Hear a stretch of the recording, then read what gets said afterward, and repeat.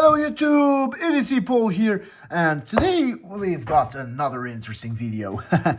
We've got a really nice, interesting unboxing and a short review of this budget knife. This is a great one. I really think you guys will enjoy this one. By the way, please check the links in the description if you want to support the channel. Check Patreon if you want to get some cool stickers. And let's, oh, by the way, subscribe. Subscribe, guys. I'm trying to get to 2,000 subscribers by the end of the year. I'm not sure if I can do it, but with your help, I do post daily content, so please do that if you feel like it. So Tenable. This is a Chinese company.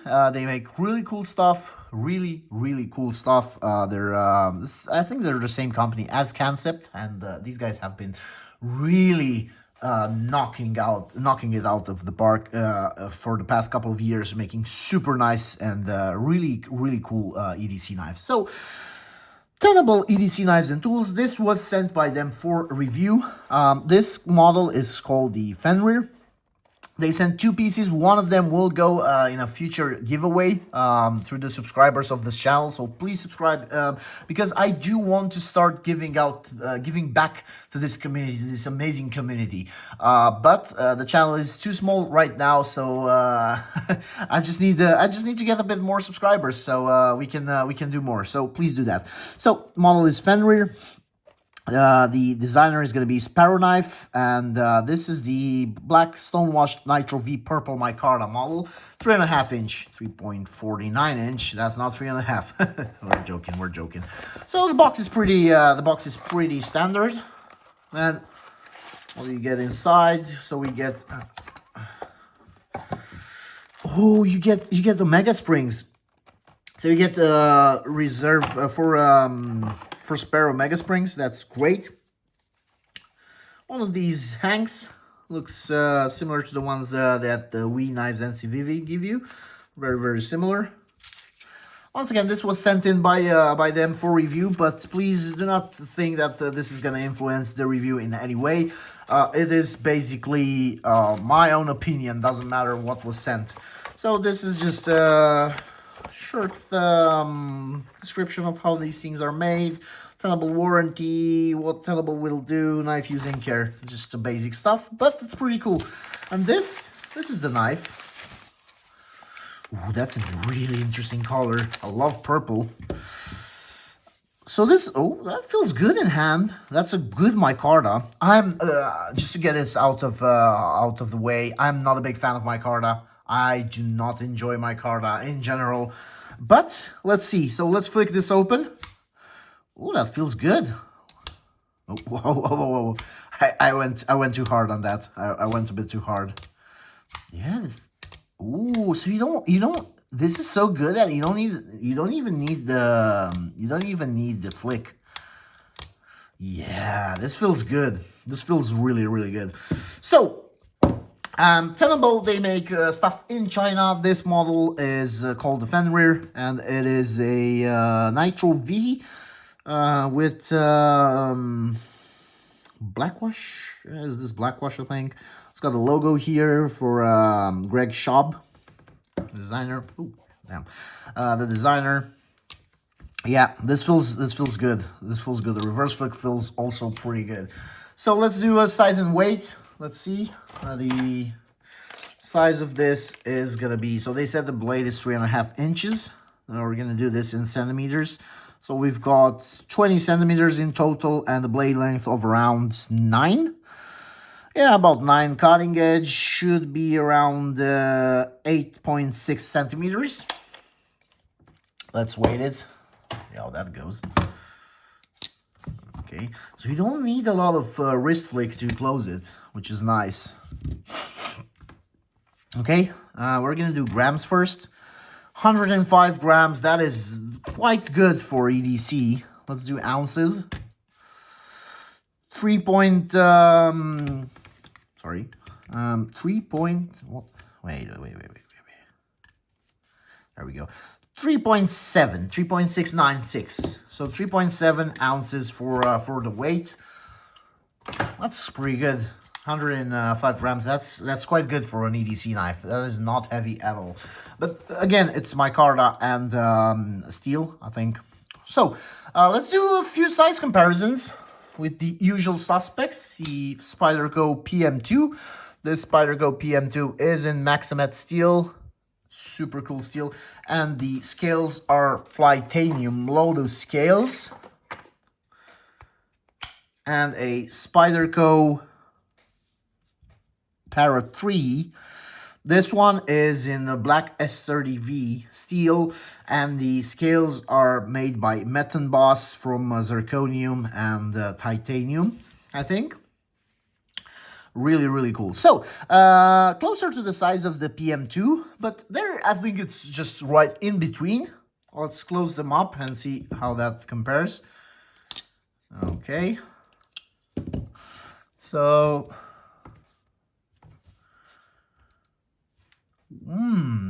But when it is closed, it's way closer to the Parrot 3. It literally looks the same as the Parrot 3 in terms of carry size.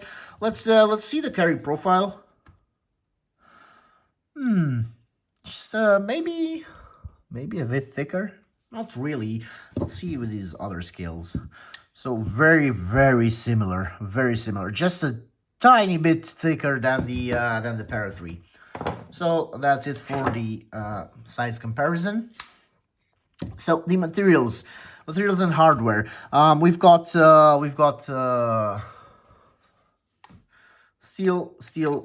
hardware and micarta. This micarta feels pretty good. As I said, micarta is not really my thing. I'm not a big fan of micarta. It doesn't feel right to me. Right, so I'm a fan of TI, of titanium. I can do G10 too, but titanium is my thing. Titanium is what I love. But it's very hard to get titanium and a good quality control like this one has, and a good steel like Nitro V for and I will tell you the price right now. This thing full price is $69. That is really good value. That is really, really good value for such a knife. It looks aggressive. It looks really good. The ergos are great. Yeah, I think it's a really good value for this. So so hardware is gonna be, as I said, is gonna be steel. Let's see which size. So we've got a T8 here. Pivot, I think is bigger. No, that's actually T8. What's this? T8. T8, oh my god, Tenable, thank you. Thank you very, very much. And what about these? These are T6s. These are T6. I don't even have to check it. So, but still, the whole thing is with T8, which is great. Absolutely great. We do not like T6s on this channel. Please stop using that Spyderco on any knife, especially the pocket clips. Thank you. So they do use T6 for the pocket clips, T8 all around. That's good. The micarta feels pretty strong. These are thick. These are quite thick. So we've got the steel liners and you've got a micarta on top. But these are quite thick scales of micarta. And the color is super, super nice. I wonder how this patinas, because you know micarta kind of gets this super nice patina. So I believe it's gonna get a really cool darker color on this purple, like lila purple. Yep. So build quality overall, I would say it's great. So the knife is absolutely perfectly centered. Yep, perfectly centered. No sharp edges as far as I can see. The standoffs look pretty nice too. The micarta once again looks nice. Action is good. It feels sturdy. Let's see. Just a bit of D10 lash, but it's because of the crossbar lock. Let's see. No blade play side to side. No vertical blade play either. Let's see. No blade play while the lock is disengaged. Yeah. It feels super solid. Super, super solid. Build quality is great, especially for a $70 knife. Like, but this looks super, super good. This looks really good for the price. Deep carry pocket clip. We'll get to that in a second. Yeah. This harpoon blade looks also really, really cool. I love this. Yeah. Okay. So build quality is great. Let's see. The pocket clip is reversible, and I think that's a good thing for lefties. So thank you, Tenable, for thinking about lefties. As you guys know, I am a lefty, but I do carry stuff on my right. On my right hand, I just switch. So I deploy the knife, move it to my left hand, cut with it, move it to my right hand, and disengage it. Yeah, I know it's crazy. I really know that's crazy, but that's how I did things. So bear with it. Yep, so the pocket clip is deep carry, and it looks pretty good. Let's see the retention. Yeah, feels good. Feels good. Yep, 2-screw pocket clip, T6 screws. Really deep carry. That's how much of the knife will get out of the pocket. Not a lot. You also have a lanyard hole right there if you want to add a lanyard. Yeah. Blade shape plus the seal. The blade shape is a really nice harpoon. I know, guys, I do not know blade shapes, but I know a poon when I see it. I do know a poon when I see it. And this is a harpoon blade with a really nice flat grind. It's going to cut. This thing is going to cut. It does have a bit of reinforcement here on the top, so it's not very thin, but it thins out pretty nicely. I prefer hollow grinds, but flat grind, a good flat grind, especially on a knife like this, is super nice. I like how they did a poon here, so as you guys can see, it literally goes down, right, super nicely, and this doesn't feel sharp at all. Like, these details matter, especially for a budget knife. I consider this to be a budget knife. Everything under $100 is budget, in my opinion.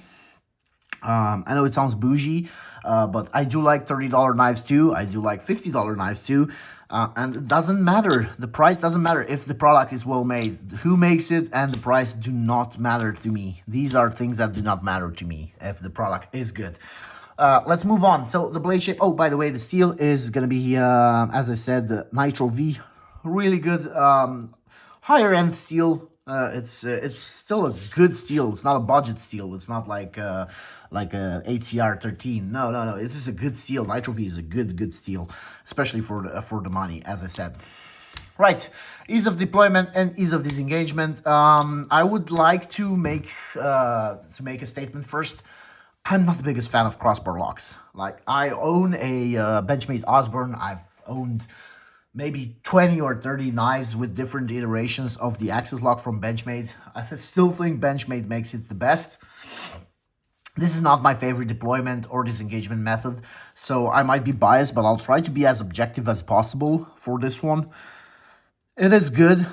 So the only deployment, I mean, you do have the deployment method of wrist flicking it with the crossbar lock, so I guess you have two deployment methods. But the main deployment method is going to be a thumb stud, and it's good. It's super snappy. I think it's quite hard to make the crossbar locks really snappy. The reverse flick is also quite snappy. Yep. Let's say a thumb stud position is pretty good too. I would give it an 8 out of 10. Yep. So you can fail it if you want. You can also slow roll it if you want, but this is not really made to be slow rolled. This is just made to be flicked out, to be thumb flicked out. Yep. So I would say 8 out of 10 for flicking it out for deployment. Good deployment. Let's see, next in line. These are my favorite parts in the video. So we've got ease of disengagement. And again, maybe an 8 out of 10. So for these, what I do not like about these is that, look, so this is a much more expensive knife. Ignore it. It's just about the disengagement method. So you cut with the knife, you cut with it, right? And then you just, if you want to disengage it, you can hold it very similarly. Just remove the locking mechanism, which in this case is a frame lock, part of the flame. You just remove that and it's disengaged. For this, what I don't like is that you cut with it, right? You cut with it. And then, if you want to disengage it, you have to completely move your hand. So it has to go like this, get a good grip of it, use the palm of your hand to do that, hold it with the other fingers, and then disengage. So it's a lot more movement if you want. Look, so I cut with it, right? And look, from here, I need to do this, right? I do not like that, right? For a frame lock, I move it, but it's natural, you know. I'm not exactly sure how to explain that, but I think this is why I'm not the biggest fan of crossbar locks. Anyway, so this engagement feels super snappy. You don't need to do a lot of wrist. It just goes magnetically back in. 8 out of 10 for that too. Alrighty, let's move on. Price and value. There is a lot of value to be had there. The build quality, the way the mechanism locks in, in fact, there's just no play at all. The overall look of the knife, the materials, the quality of the micarta, the lightweight. So they removed a lot of weight from these steel liners, which is amazing, right? The fact that this is made so nicely. So these are details, and they cost money to do that, to finish things in such a way, right? So I would say this is a great value for the price. $70. If you use my code, I'm pretty sure I have a code. I need to check though. I'm pretty sure I have a code for these guys. If I do not have a code, I will still link them down below. So don't worry, I will still link them down below if I'm not in their partnership program. I don't remember. To be fair, I really do not remember. But once again, a price and value, this is there for $70. It's insanely good, and I think you can get it cheaper during a sale, especially during the sales for holiday season 2025.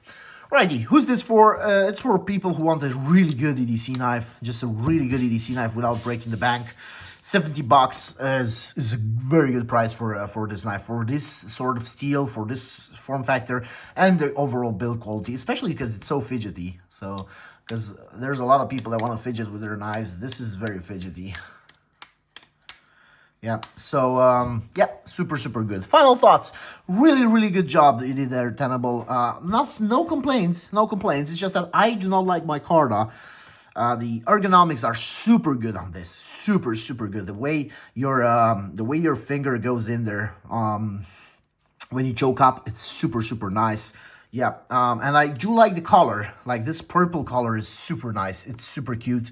I love it. I just love it. No real complaints. I'm not sure, because I usually when I get a knife in this price range, I do have some complaints, and I do have things that feedback for them to improve. I would just do a premium, like go for concept. I'm not sure if they have one, but do a premium. I would have loved it to be a bit larger, because I just like bigger knives right now. But for EDC, the size is perfect on this one. These are just incredibly small nitpicks. So, yeah, once again, thank you very, very much for watching. I do appreciate each and every one of you. We're getting closer to that goal of 2,000 subscribers by the end of the year. Let's try and do that. Let's see if we can do that. Check out the Patreon for some cool stickers. Check out the links in the description. I will link this model in the description. $70. Go get it. Even if I do not have a code, just go get it. You're gonna love this one as an EDC budget knife, right? Once again, thank you very, very much. I love you all. Bye.